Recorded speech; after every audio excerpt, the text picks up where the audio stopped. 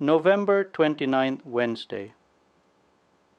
Chastity for love of God is a virtue for everyone. What God asks of us is love.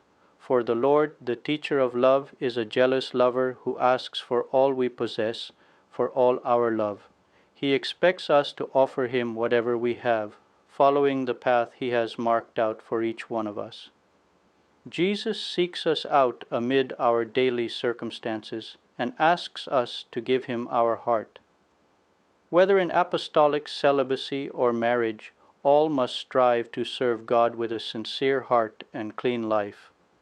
No one is excluded from this divine petition, although the way to practice chastity is different for married people and single people. We can't allow our heart to harbor any affection that is out of keeping with our supernatural adventure as God's children.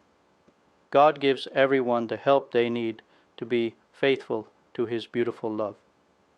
If at times the flesh pulls us downward, grace pushes us upward.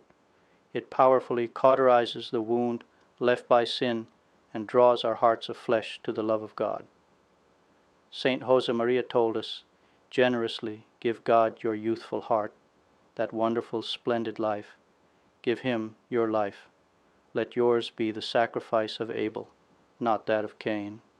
Abel offered God the best of his flock. Along our path of love, there can come moments of discouragement or physical tiredness, perhaps on account of some human setback or a seemingly insurmountable sense of mediocrity. At such times, someone may be tempted to yearn for things they once dreamed of, or for other things which seem attractive and which they had renounced out of love for Christ, and, in the case of married people, out of love for another person too. But we need to remember that we can no longer pose the question in the same terms as before, because what we were in a position to give away has already been given. Now we have to protect something which belongs to another. At times like that, without losing our peace, we need to turn humbly to God. It is not possible to lead a clean life without God's assistance. Don't forget that when someone is corrupted by the concupiscence of the flesh, he cannot make any spiritual progress. He cannot do good works.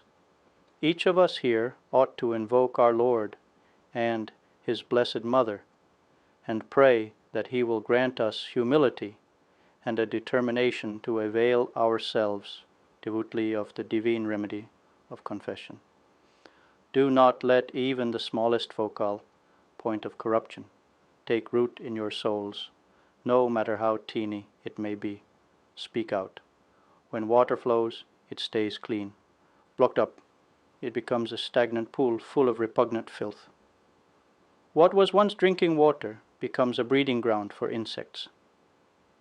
You know as well as I do that chastity is possible, and that it is a great source of joy. We need to say no for the sake of the great love, the love of loves. Chastity is a joyful affirmation, a triumph.